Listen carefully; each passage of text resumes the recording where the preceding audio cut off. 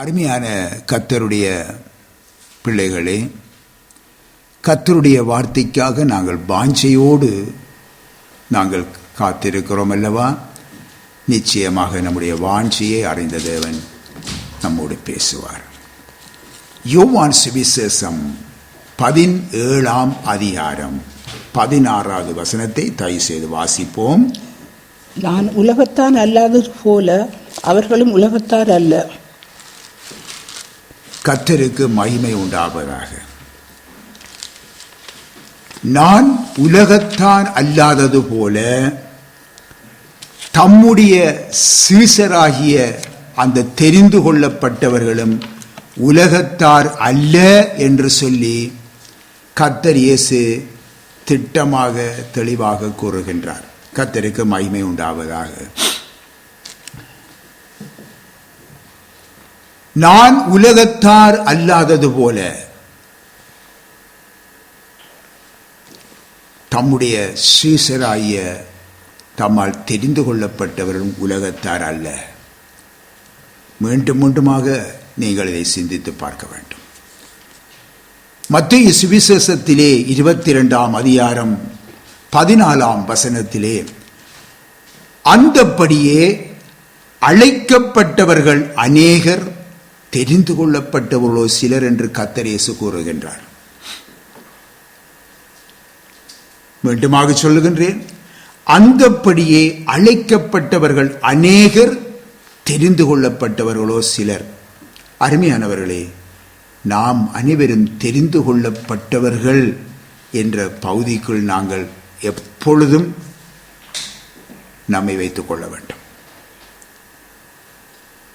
அதாவது சுவிசேஷம் மூலமாக, இன்னும் விளக்கமாக கூறுகிறேன், சுவிசேஷம் மூலமாக பல வழிகளிலும் ஜனங்களுக்கு இரட்சிப்பின் நற்செய்தியை கொடுத்து தேவனுடைய ராஜ்யத்துக்கென அவர்கள் அழைக்கப்படுகிறார்கள்.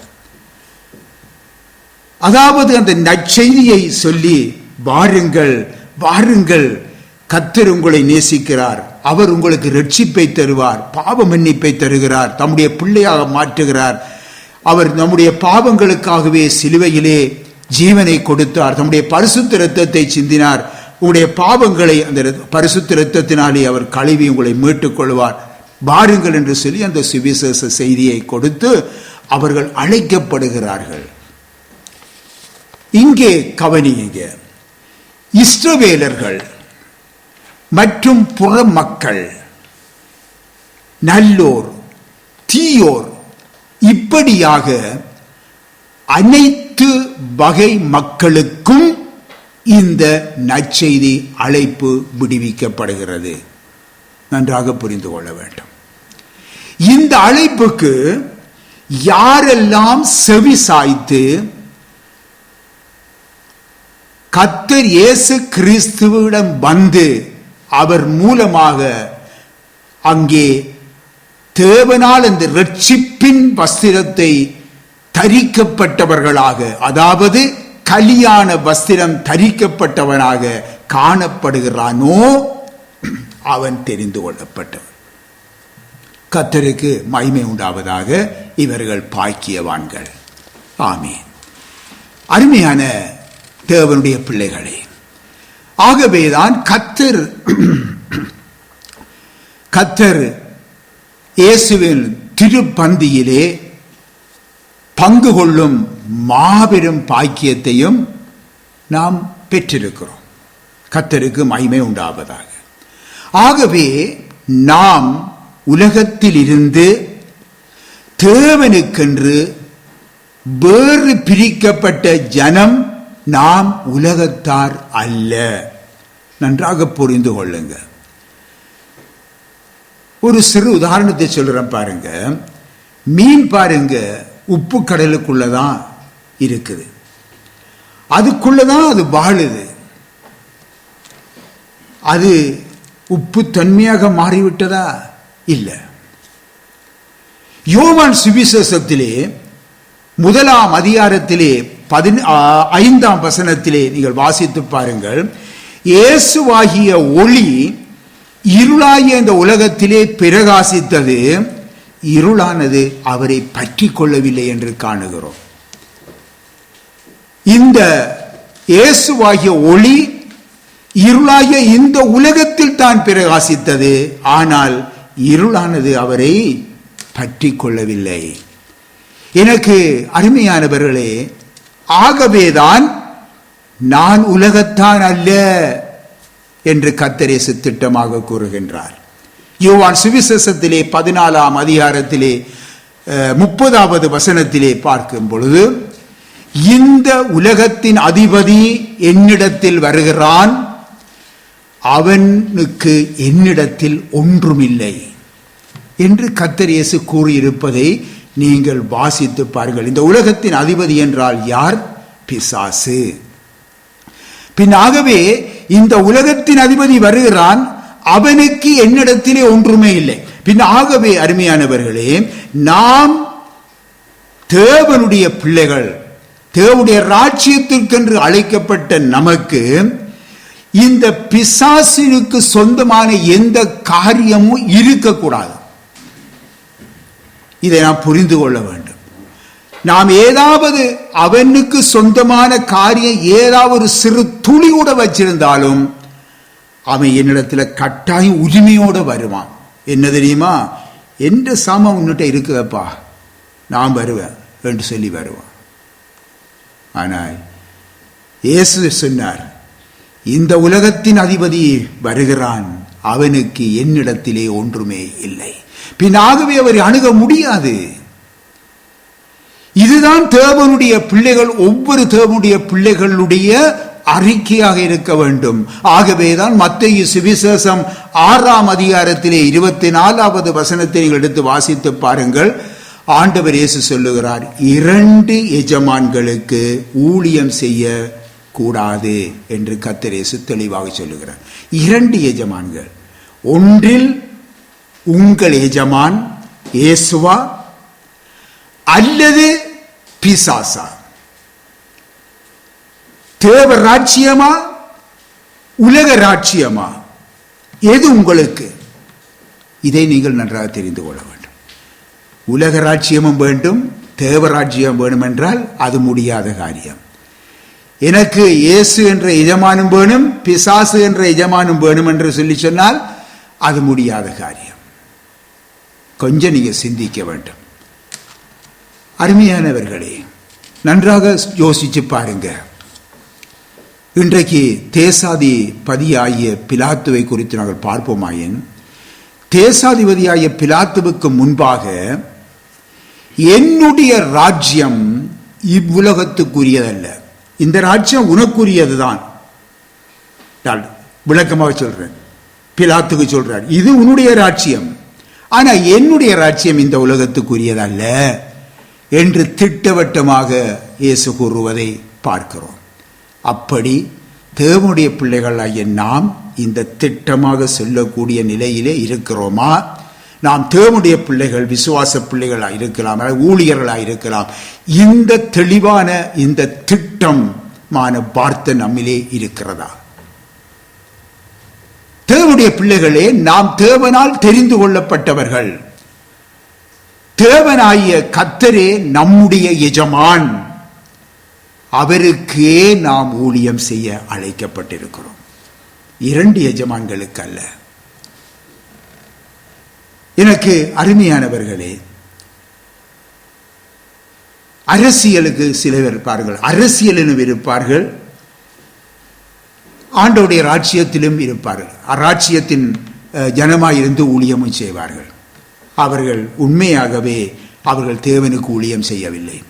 அரசியலிலே அவன் இருக்கிறானோ, ஒரு தேவனால் தெரிந்து கொள்ளப்பட்ட ஒருவன், ஒரு ஊழியக்காரனோ, ஒரு தேவனுடைய அரசியலில் இருக்கிறானோ, அவன் உண்மையிலேயே அவன் தேவனுடைய ஆள் அல்ல. புரிந்து கொள்ளுங்க. சில பேர் பாருங்க, ஒரு எலெக்ஷன் ஒன்று வருதுன்னு சொன்னா சபையிலேயே பேசுவாங்க, ஜனங்களுக்கு நீங்க இன்னாருக்கு தான் ஓட் போடுங்க என்று சொல்லி பிரசங்க விடத்தில் என்று சொல்லுறவங்களும் இருக்கிறாங்க. நீங்க எல்லாரும் இவங்களுக்கு தான் நீங்க எலெக்ஷன்ல நீங்க போட் போட வேண்டும். அவன் உண்மையான மனுஷன், தேவ மனுஷன் அல்ல. நன்றா புரிந்து கொள்ள. அவன் பிசாசாகிய தன்னுடைய எஜமானுக்கு ஊழியம் செய்கிறவன். இன்றைக்கு பல இடங்களிலே காணுகிறோம், பல சபைகளிலே கூட காணுகிறோம். இதை அறிந்து கொள்ள வேண்டும் ஒவ்வொரு மனுஷனும். இவ்விதமாக அந்த இடத்திலே அந்த ஊழியக்காரன் சொல்லுவான் என்றால் அந்த இடத்திலே இருக்கிற மக்கள் சபையை விட்டு வெளியேற வேண்டும். இதுதான் நாம் சொல்ற காரியம். அருமையானவர்களே, இன்றைக்கு எனக்கு கொடுக்கப்பட்டிருக்கிற ஒரு உரிமை, இந்த உலகத்திலே அவருக்கு நான் போய் போட வேண்டிய தேவன் வழி நடத்துவார், ஜெபத்தோடவே போட்டுட்டு வருவோம். ஆனால் யாரை தெரிந்து கொள்ளுகிறார் என்பது தேவனுடைய கருத்தில் விடவும். நாம ஆலோசனை சொல்லுகிறவர்களாக இருக்கக்கூடாது. தேவனுடைய பிள்ளைகளே, நாம் தேவனால் தெரிந்து கொள்ளப்பட்டவர்கள். தேவனாகிய கர்த்தரே நம்முடைய எஜமான். இன்றைக்கு அவருக்கே நாம் ஊழியம் செய்ய அழைக்கப்பட்டிருக்கிறோம். அவருக்கே இறுதி வரை ஊழியம் செய்கிறவர்களாய் காணப்பட வேண்டும். ஆகவே நாம் எல்லாவற்றிலும் நாம் உண்மையுள்ளவர்களாய் இருக்க வேண்டும் என நம்முடைய எஜமான் எதிர்பார்க்கிறார். பார்த்தீர்களா? பின்ன தேவனுக்கு ஊழியம் செய்கிறவர்கள் எல்லாவற்றிலும் நாம் உண்மை உள்ளவர்களாய் இருக்க வேண்டும். பிசாசுக்கு ஊழியம் செய்கிறவன் அவன் உண்மையற்றே இருப்பான், அது தெரிஞ்ச விஷயம். அவன் பொய்யன், பொய்க்கு பிதா என்று சொல்லி ஆண்டவர் இயேசு சொல்லுகிறார். ஆகவே அருமையானவர்களே, நாம் தேவனால் தெரிந்து கொள்ளப்பட்டவர்கள், தேவனுக்கென்று ஊழியம் செய்கிறவர்கள், தேவனுடைய பிள்ளைகள் எல்லோரும் தேவனுக்கென்று ஊழியம் செய்கிறவர்கள். ஆகவே நாம் நம்முடைய வாழ்க்கையிலே எல்லாவற்றிலும் உண்மையுள்ளவர்களாய் இருக்க வேண்டும். வாசிப்போமா? 1 கொரிந்தியரிலே 1 அதிகாரம் 9வது வசனத்தை வாசியுங்கள். தம்முடைய குமாரனும் நம்முடைய கர்த்தருமாய் இருக்கிற இயேசு கிறிஸ்துவுடனே ஐக்கியமாய் இருப்பதற்கு உங்களை அழைத்த தேவன் உண்மை உள்ளவர். கர்த்தருக்கு மகிமை உண்டாவதாக. தம்முடைய குமாரனும் நம்முடைய கர்த்தருமாய் இருக்கிற இயேசு கிறிஸ்துவுடனே ஐக்கியமாய் இருப்பதற்கு உங்களை அழைத்த தேவன் உண்மையுள்ளவர். ஆமேன். கர்த்தருக்கு மகிமை உண்டாவதாக. ஆகவே நாமும் உண்மையுள்ளவர்களாய் இருக்க வேண்டும். நாம் கர்த்தர் இயேசுவுடனே ஐக்கியமாயிருப்பதற்கு நம்மிலே உண்மை காணப்படுவது மிக மிக அவசியம். நாம் உண்மை அற்றவர்களாக இருப்போமாயின் நமக்கும் இயேசுவுக்கும் இடையே ஐக்கியமே இல்லை. அருமையானவர்களே, நம்முடைய ஜீவியத்தில் உண்மை, நம்முடைய ஊழியத்தில் உண்மை, கர்த்தர் நம்மிடத்திலே ஒப்படைக்கப்பட்ட பணப்பையில உண்மை, அதாவது காணிக்கப்பட்டியில உண்மை, எங்கும் உண்மை காணப்பட வேண்டுவது அவசியம். அருமையானவர்களே, 1 கொரிந்தியரிலே 4 அதிகாரம் 2வது வசனத்திலே நாங்கள் பார்க்கிறோம். அங்கே எழுதப்பட்டிருக்கிறது, உக்கிரானக்காரன் உண்மை உள்ளவன் என்று காணப்படுவது அவனுக்கு அவசியமாம் என்று சொல்லப்பட்டிருக்கிறது. உக்கிரானக்காரன் யார்? அருமையானவர்களே, நாங்கள் நினைக்கிறோம், ஓ பாஸ்டர் அல்லது சபையிலே ஊழியம் செய்கிற முக்கியமான ஊழியர்கள் உண்டு. ஆம் அருமையானவர்களே, உக்கிரானக்காரன் சகரன், தேவனுடைய பிள்ளைகள் ஒவ்வொருவரும் உக்கிரானக்காரன். தேவனுக்கு கணக்கு ஒப்புவிக்க வேண்டும். பாஸ்டர் மட்டுமல்ல, அல்லது மூப்பர் மட்டுமல்ல, அல்லது உடன் ஊழியர் மட்டுமல்ல, ஒவ்வொரு விசுவாச பிள்ளைகளும் கர்த்தருடைய உக்கிரானக்காரர் என்பதை புரிந்து கொள்ள வேண்டும். சிலர் போதிப்பார்கள், இல்லை நாங்கள் ஊழியர்கள் தான் உக்கிரானக்காரர். இல்லை, அனைவருமே ஆண்டவருடைய இரத்தத்தாலே கழுவப்பட்ட தெரிந்து கொள்ளப்பட்ட ஒவ்வொரு பிள்ளைகளும் அவருடைய உக்கிரானக்காரர். ஆகவே நமக்குள்ளே உண்மை காணப்படுவது அவசியம். பின் ஆகவே நாம் ஒவ்வொருவரும் கர்த்தர் இயேசு கிறிஸ்துவின் உக்கிரானக்காரர். நாம் ஒவ்வொருவரும் ஒரு நாள் அவருக்கு கணக்கு ஒப்புவிக்க வேண்டும். அருமையான கர்த்தருடைய பிள்ளைகளே, உதாரணமாக இன்னும் ஒன்றை உங்களுக்கு சொல்லுறேன். கடந்த நாட்களிலே உங்களுக்கு ஒரு சுவிசேஷ தொண்டு கொடுத்திருக்கிறோம். 2 3 துண்டு தான் எங்களுக்கு தந்திருக்கிறோம். நீங்க அந்த கொடுத்திருப்பீர்கள் என்று சொல்லி நான் விசுவாசிக்கிறேன். எப்படியோ யாருக்கோ கொடுத்திருக்கிறீங்களோ போட்டிருக்கிறீங்களோ யாருக்கோ செல்லு கொடுத்தாச்சு, உண்மை. ஆனால் பாருங்கள், ஒரு நாள் கர்த்தர் அதை ஒரு நாள் கேட்பார். ஒரு நாள் உனக்கு சுவிசேஷம் சொல்ல ஒரு சந்தர்ப்பம் தரப்பட்டதே, அல்லது இந்த சுவிசேஷத்தை கொடுப்பதற்கு ஒரு சந்தர்ப்பம் தரப்பட்டதே சொன்னியா? இல்லை ஆண்டவரே, 2 தான் கொடுத்தேன், 1 வச்சிருக்கிறேன் என்று சொல்லுவீங்களா? இதைத்தான் அந்த உக்கிரான கணக்கு ஒப்புவிக்கணும். ஆண்டவரே, நீர் தந்த 3ஐயோ நீர் தந்த 4ஐயோ நான் பாவிச்சிட்டேன் ஆண்டவரே. அந்த ஆத்துமாக்களுக்கு சொல்லிட்டேன், உண்மை அறியும்படியாக செய்துட்டேன். பார்த்தீங்களா? பின்ன உக்கிர பொறுப்பு கொடுக்கிறவர் உக்கிரானக்காரன். தேவனுடைய பிள்ளைகளே, நாம் உலகத்தில் இருந்து வேறு பிரிக்கப்பட்டவர்கள். நாம் உலகத்தின் அசுத்தங்களுக்கு தப்பினவர்கள். உலகமே அசுத்தம். பின்ன இந்த உலகத்தின் அசுத்தங்களுக்கு தப்பினவர்கள் மறுபடியும் அதில் சிக்கிக் கொள்ளக்கூடாது. புரிந்து கொள்ள நினைக்கிறேன். அருமையானவர்களே, ரட்சிக்கப்பட்டவர்கள் பின்மாற்றத்தில் போனாங்களோ அந்த அசுத்தத்துக்குள்ள சிக்கி கொண்டாங்க. அதுதான் அர்த்தம். உலகத்தார் எப்படி வாழுகிறார்களோ அருமையானவர்களே, அப்படியே நாமும் வாழ ஆசைப்படக்கூடாது. பிற மக்கத்தாருடைய வழிகளுக்கு போய்விடக்கூடாது, அதை பின்பற்றக்கூடாது. அது எல்லாம் உங்களுக்கு விளங்கும். ஆனாலும் சில காரியங்களை உலகத்துக்குள்ளே ஜனங்களுக்குள்ளே இருக்கிற நடைமுறைகளை வைத்து சில காரியங்களை வெளிப்படுத்துகிறேன். அப்பொழுது உங்களுக்கு இன்னும் கூடுதலாக விளங்கும். அதாவது பிற மார்க்கத்துடைய உலகத்தாருடைய காரியம் பாருங்க, சொல்லுவாங்க சீட்டு போடுறது. இது பொதுவாக எல்லாருக்கும் தெரியும். அதனால தான் தெரிஞ்ச விஷயங்களை சொல்லுகிறேன்.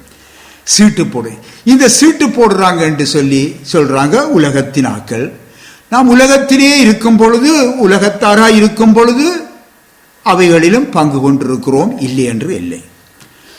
ஆனால் இன்றைக்கும் தேவனால் தெரிந்து கொள்ளப்பட்டவர்கள், தேவனுடைய ஊழியக்காரர் கூட இன்றைக்கு சீட்டு போடுறாங்க. உங்களுக்கு தெரியுமா?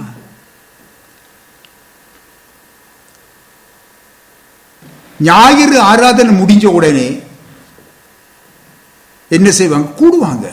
என்ன கூடுறாங்க என்று கேட்டா, சீட்டு சீட்டு சீட்டு சீட்டு இல்லை, வாங்க வாங்க, சீட்டில் போட்டாங்க வாங்க. அருமையானவர்களே, இதுக்கும் தேவனுடைய சபைக்கோ தேவனுடைய பிள்ளைகளுக்கோ தேவனுடைய ஊழியர்களுக்கோ எந்த தொடர்பு இருக்கக்கூடாது. அது உலகம். ஒரு தடவை இந்த இடத்திலே ஒரு சீட்டு போடுற சகோதரர்களும் இருக்கத்தான் இருந்தாங்க. அவங்களுக்கு சொன்ன, நீங்க சீட்டு போடக்கூடாது, இங்க சீட்டுகளை எல்லாம் நீங்க இதெல்லாம் போடக்கூடாது, தேவனுடைய பிள்ளைகளுக்கு கூடாது என்று முந்தி கடிந்து கொண்டோம். அவங்க சபையை விட்டு போயிட்டாங்க. போயிட்டு எங்க வசதியோ, தங்களுடைய காரியத்துக்கு எந்த வசதியோ அந்த சபையில சேர்ந்து கொண்டாங்க. அவங்களையும் சேர்த்து கொண்டாங்க. அவங்கள கண்டிக்க மாட்டாங்க, ஏனென்றா அவங்க வேற இடத்துக்கு போயிடுவாங்க. அருமையானவர்களே, நன்றாக புரிந்து கொள்ளுங்க. பாவம் உலகத்தோடு ஒத்து போவது பாவம். நம்முடைய எஜமான் பரலோக ராஜா, அவருக்கும் பிசாசு என்ற எஜமானுக்கும் நமக்கு சம்பந்தம் இருக்கக்கூடாது. ஒரு எஜமான் தான் நமக்கு. அடுத்தது பாருங்க, தேவனுடைய பிள்ளைகள் அவிசுவாச பிள்ளைகளோடு வியாபார கூட்டுகள் சேர்த்துக் கொள்வது. பங்காளர், வியாபார கூட்டுகள். எங்களுடைய இந்த பிசினஸ்ல நீயும் பங்கா இருந்துகொள், நீயும் பங்கா இருந்துகொள் என்று சொல்லி அவிசுவாசிகளை தன்னுடைய பங்குகளிலே சேர்த்துக் கொள்றவன் அவன் பிசாசுக்கு ஊழியம் செய்கிறான். அடுத்தது மத ஐக்கியம். எல்லா மதம் ஒன்றுதான்ப்பா என்று சொல்லி இன்றைக்கு பார்த்துருக்கிறேன் சில பேர் கத்தோலிக்க கிறிஸ்மஸ் வந்தால் கத்தோலிக்க ஃபாதரை தங்களோட சபைக்கு கூப்பிடுவாங்க. ஓகே, அதுல பிரச்சனை இல்லை, வரட்டுக்கும். ஆனால் விசேஷம் என்ன தெரியுமா, அவருக்கு மாலை போட்டு பாஸ்டர் கூட்டிட்டு போவார். கூட்டிட்டு போட்டு அவர் இருந்தால் அவருக்கு நாம சத்தியத்தை சொல்லலாம் என்று சொல்லி நோக்கத்தோட கூப்பிடலாம். மற்றபடி வேற நோக்கம், நீங்களும் வாங்க, பிறகு உங்களோட கிறிஸ்துமஸ் கொண்டாட்டத்துக்கு நாங்கள் எல்லாரும் உங்கள்கிட்ட வாரோம். இப்பின இந்த பாஸ்டர் போய்க்கல, இந்த பாஸ்டருக்கு அந்த கத்தோலிக்க ஃபாதர் மாலை போட்டு கூட்டிட்டு போவார்.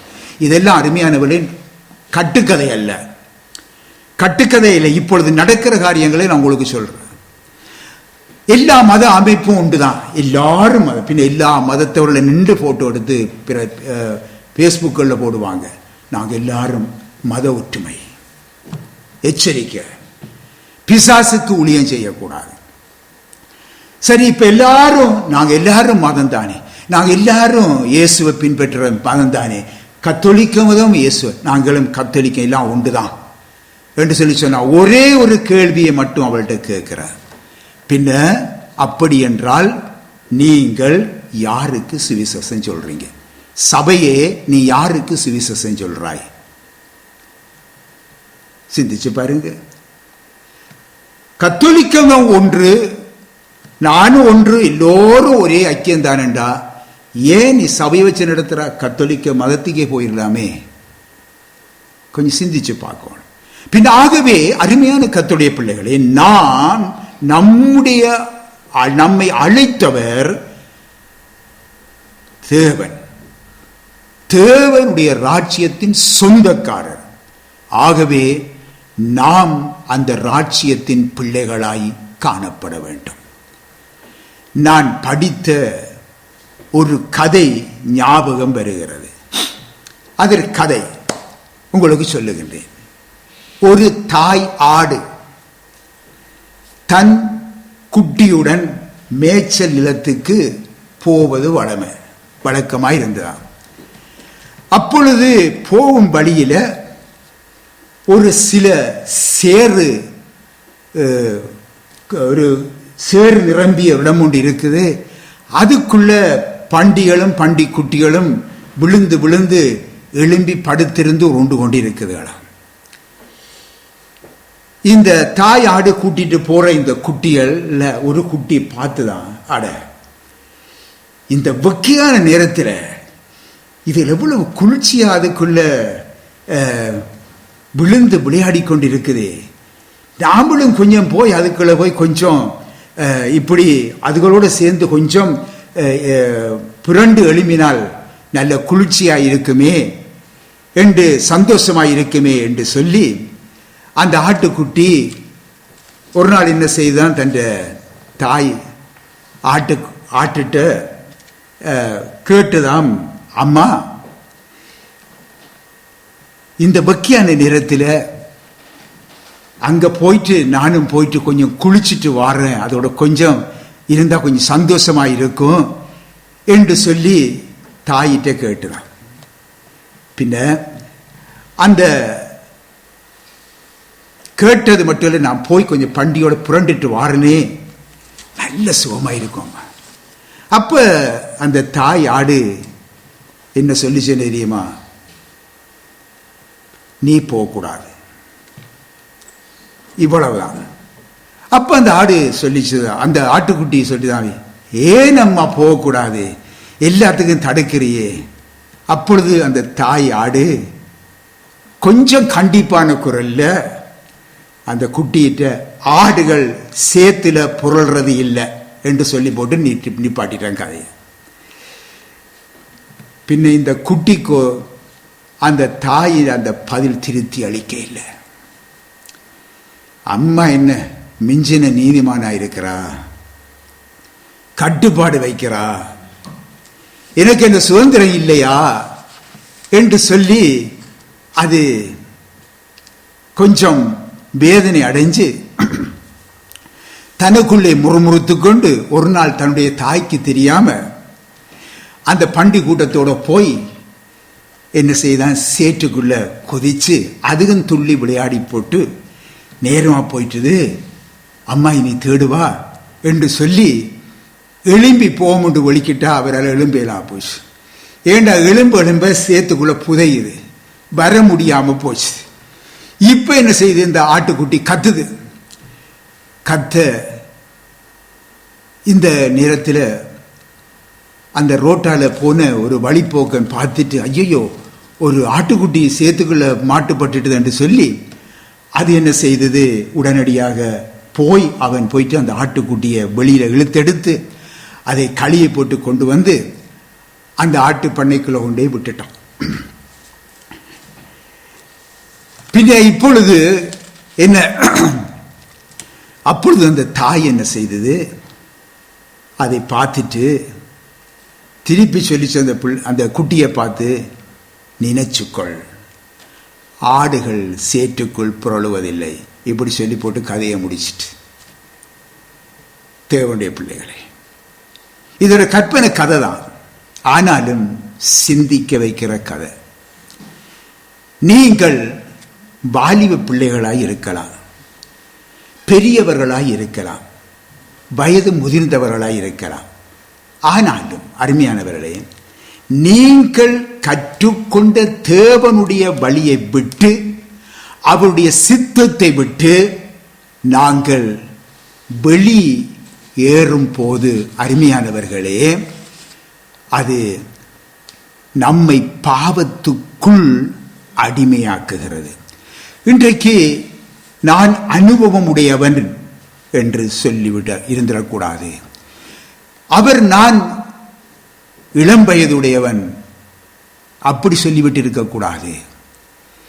நம்முடைய வயதிலே இளமை, அனுபவம், வயதானவர் என்று சொல்லி இருக்கலாம். ஆனால் எங்களுடைய ஆவிக்குரிய வாழ்க்கையிலே நாங்கள் எல்லோருமே வாலிப பிள்ளைகள். நன்றாக தெரிந்து கொள்ள வேண்டும். பின்ன இந்த வாலிபம் தன் இஷ்டப்படி நடக்க வைக்கும். பாவமானது அனுபவிப்பதற்கு இன்பம் போல காட்சி அளிக்கும். பாருங்க, சில பேர் சொல்லுவாங்க, நாங்க மதுவான ஒரு கொஞ்சம் குடிக்கலாம் என்று சொல்லுவார்கள். கணக்கத்தான் குடிக்கக்கூடாது, வெறி வந்துடக்கூடாது, கொஞ்சம் குடிக்கலாம். பின்ன அதன் அர்த்தம் பாவம் செய்யலாம், கொஞ்சமா செய், அதுதான் இந்த அர்த்தம். சிந்தித்து பாருங்க. பாவத்தில் சின்ன பாவம் பெரிய பாவம் எதுவும் இல்லை. பாவம் தான்.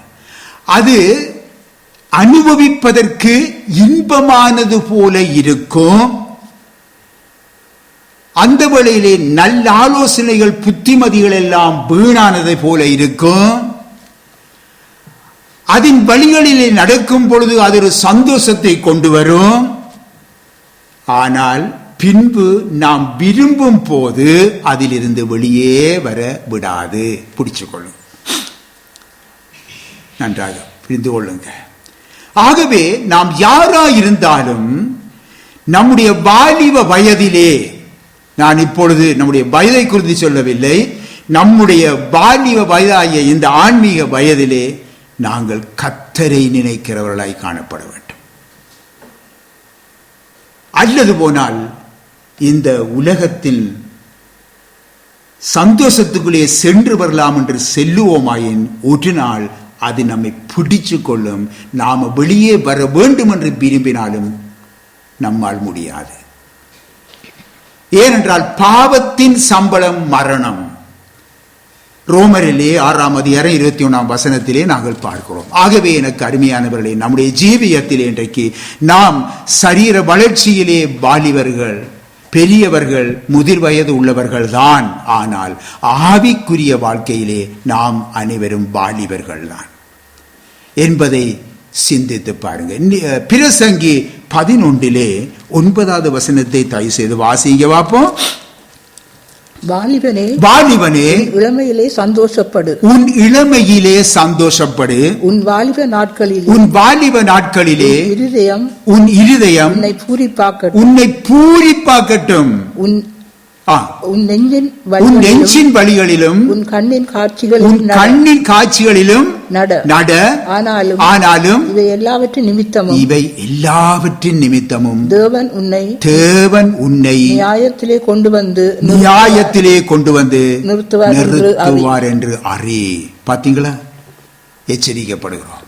ஒரு நாள் நியாய தீர்ப்பிலே நாம் பதில் சொல்ல வேண்டும்.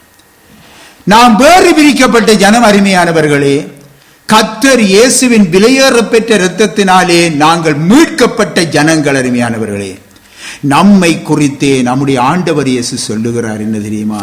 நான் உலகத்தார் அல்லாதது போல இவர்களும் உலகத்தார் அல்ல. எவ்வளவாய் நம்புகிறார் பார்த்தீங்களா? எங்களை அவற்றை பிள்ளைகளாய நம்மை எவ்வளவாய் நம்புகிறார் பார்த்தீங்களா?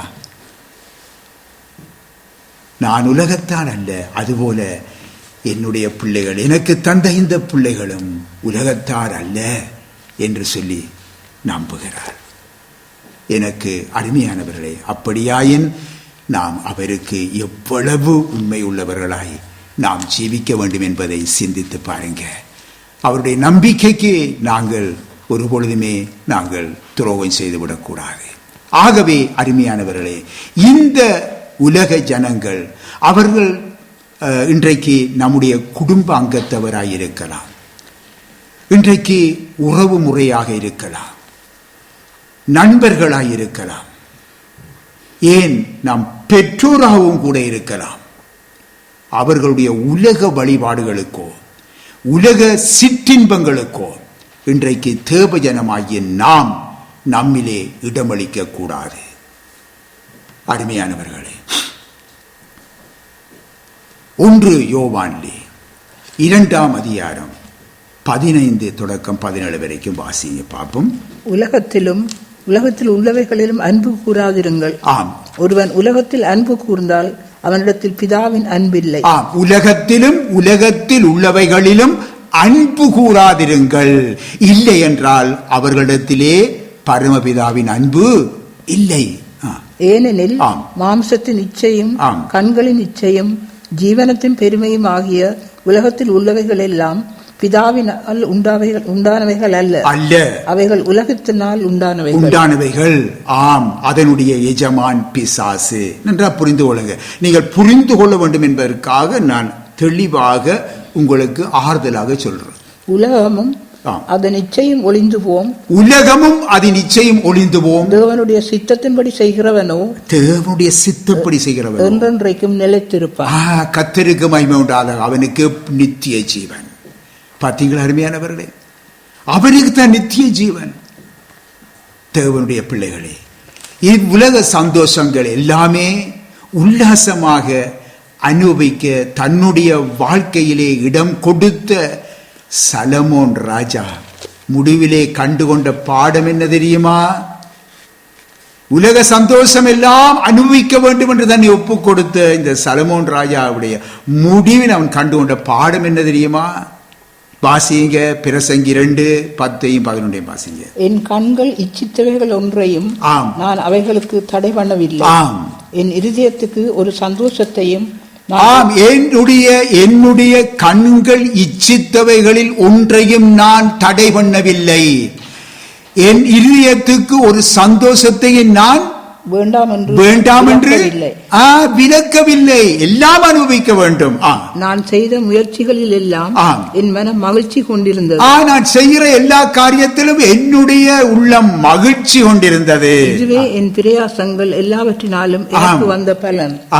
இதுதான் என்னுடைய பிரயாசத்தினாலே கண்ட பலன். என்னவாம்? எல்லா மாயையும் மனதுக்கு சஞ்சலமும். என் கைகள் செய்த சகல வேலைகளையும் நான் பட்ட எல்லா பிரயாசத்தையும் கண்ணோக்கி பார்த்தேன்.